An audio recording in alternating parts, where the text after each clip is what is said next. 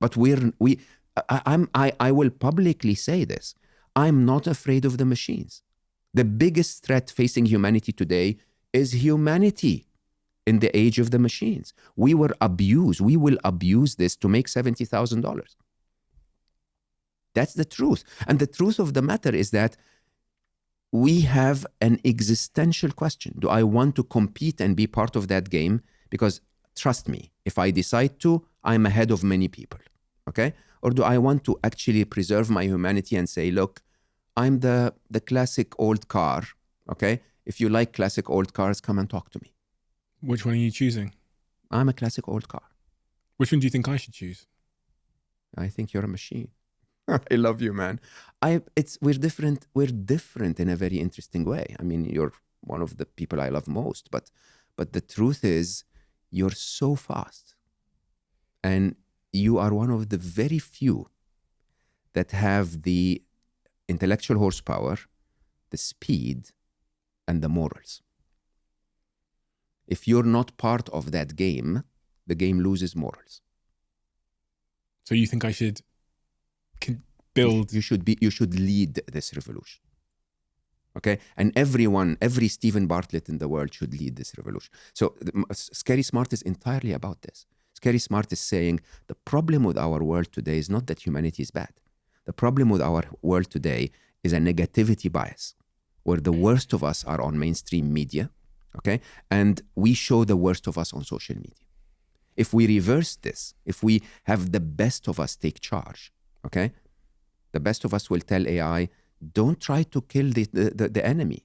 Try to reconcile with the enemy and try to help us, okay? Don't try to create a competitive product that allows me to lead with electric cars. Create something that helps all of us overcome global climate change, okay? And that's the interesting bit. The interesting bit is that the actual threat ahead of us is not the machines at all. The machines are pure potential. Pure potential. The threat is how we're going to use them. An Oppenheimer moment. An Oppenheimer moment for sure. Why did you bring that up? It is. He didn't know. What am I creating? I'm creating a nuclear bomb that's capable of destruction at a scale unheard of at that time. Until today, a scale that is devastating. And interestingly, 70 some years later, we're still debating a possibility of a nuclear war in the world, right? And the moment of Oppenheimer deciding to continue to create that disaster of humanity is, if I don't, someone else will. If I don't, someone else will. This is our Oppenheimer moment, okay? The easiest way to do this is to say, stop. There is no rush. We actually don't need a better video editor and fake video creators, okay? Stop. Let's just put all of this on hold and wait and create something that creates a utopia.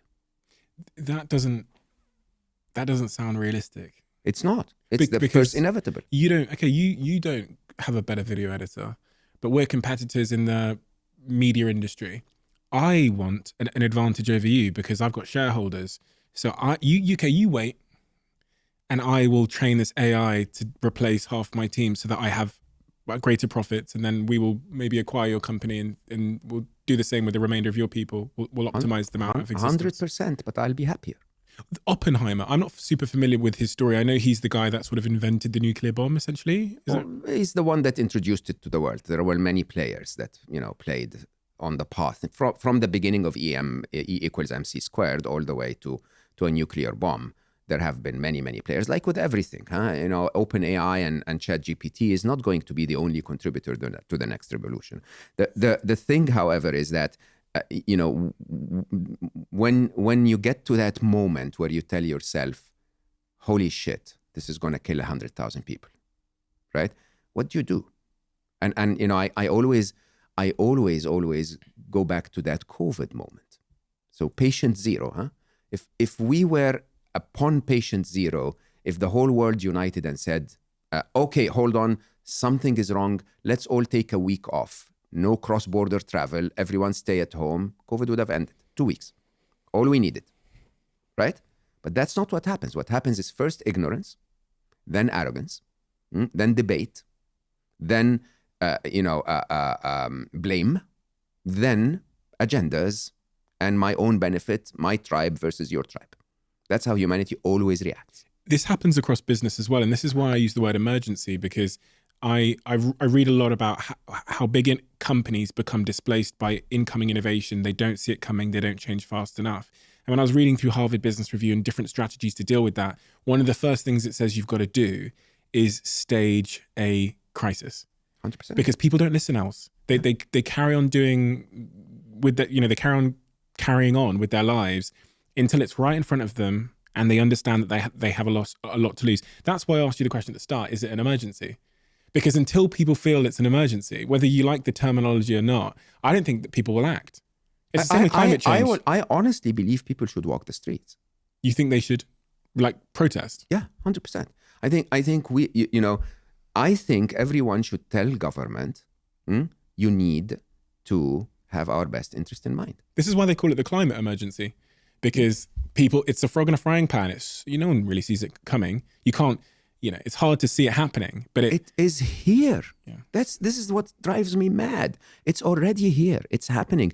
We are all idiots, slaves to the Instagram recommendation engine. What do I do when I post about something important? If I am going to, put a little bit of effort on communicating the message of Scary Smart to the world on Instagram, I will be a slave to the machine. Okay? I will be trying to find ways and asking people to optimize it so that the machine likes me enough to show it to humans. That's what we've created. It is an Oppenheimer moment for one simple reason. Okay? Because 70 years later, we are still struggling with the possibility of a nuclear war because of the Russian threat of saying, if you mess with me, I'm going to go nuclear, right? That's not going to be the case with AI, because it's not going to be the one that created OpenAI that will have that choice, okay? There is a moment of, a point of no return, where we can regulate AI until the moment it's smarter than us. When it's smarter than us, you can't regulate an angry teenager. This is it.